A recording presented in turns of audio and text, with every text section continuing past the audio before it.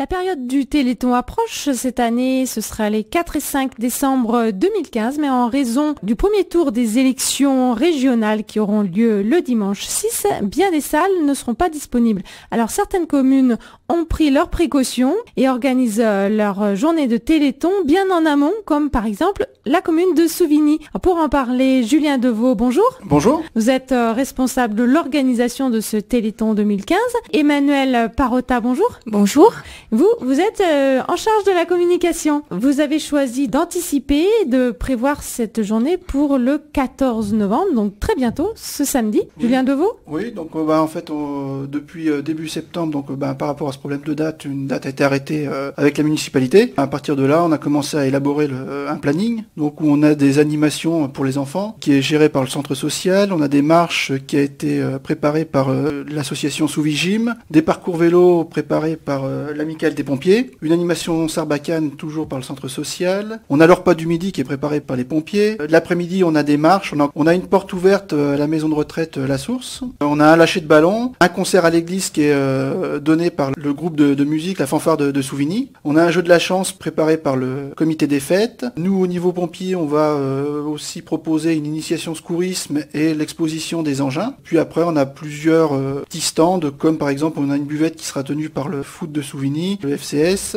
On a le club de l'amitié et le CATM qui, eux, vont faire une vente de gâteaux, crêpes. L'amicale laïque qui met à disposition son robot de ping-pong et qui va faire des soupes pour la journée. Plus après, encore le stand de produits dérivés Téléthon. Et puis, dans les dernières réunions, on a eu la possibilité de mettre en place des balades en calèche dans la ville. Alors, ce programme est très très intéressant, très riche tout au long de la journée. Emmanuel Parotta, à quelle heure commencent les festivités ? Alors le matin 9h, donc tout ce qui est VTC et marche. Les inscriptions à 9h moins le quart, puisqu'il faut nous laisser un petit peu de temps pour mettre tout en place. Alors le point fort cette année, c'est le centre social qui a mis en service pour les personnes qui veulent participer aux marches et aux VTC, aux parents, la possibilité de faire garder les enfants. Donc c'est le centre social, il y aura une salle spécifique, voilà, avec des animations. Comme ça, les parents pourront laisser en toute sécurité leurs enfants pour pouvoir participer aux marches, aux VTC. Ah, il y a des distances. Donc on a une marche de 10 km le matin, ça va un petit peu dans la campagne, et une marche de 6 km et demi.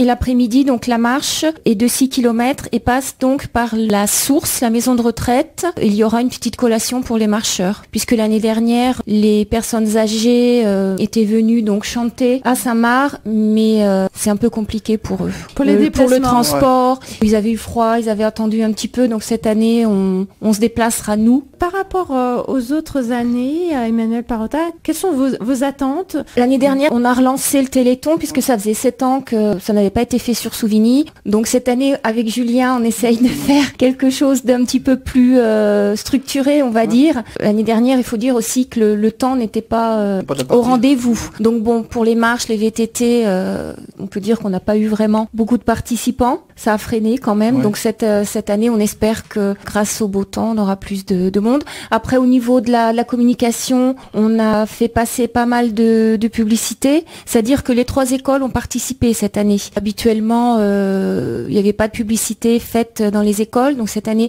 on a donné des petits flyers. Donc les enfants ont collé les flyers dans leur cahier de classe. Donc les parents ont pu voir le programme déjà. Voilà, donc l'école Saint-Mailleul, l'école Commandant Cousteau et l'école maternelle Val-de-Queune. Donc ça, c'était déjà un gros point. Après, on a distribué des programmes dans les commerces. Après, le Facebook, par le biais du musée, donc Monsieur Paul Saccard s'est occupé du site Facebook. Donc à chaque réunion, on lui a envoyé un compte-rendu, des photos. On lui a mis les programmes sur Facebook, les animations, les activités, quelques tarifs aussi.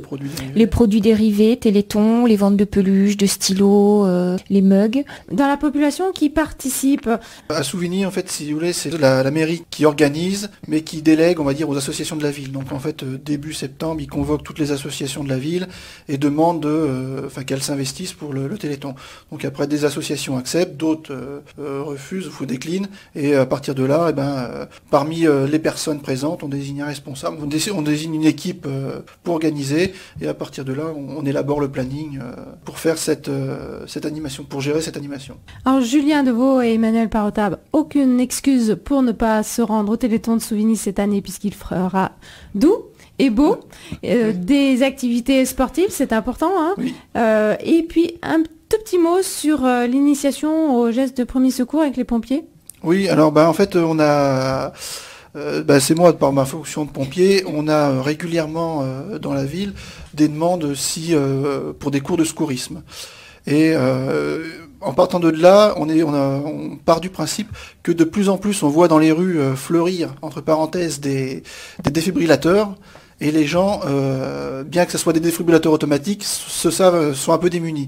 Et donc on avait un petit peu envie de voir présenter une initiation secourisme aux gens, leur présenter le fonctionnement un petit peu de ces défibrillateurs, leur voir comment ça fonctionne, comment réagir par rapport à ça, et donc leur faire une initiation secourisme. Donc ça aura lieu le samedi sur la journée, donc c'est prévu sur une tranche de 10h midi, et 13h30, 14h jusqu'à 16h.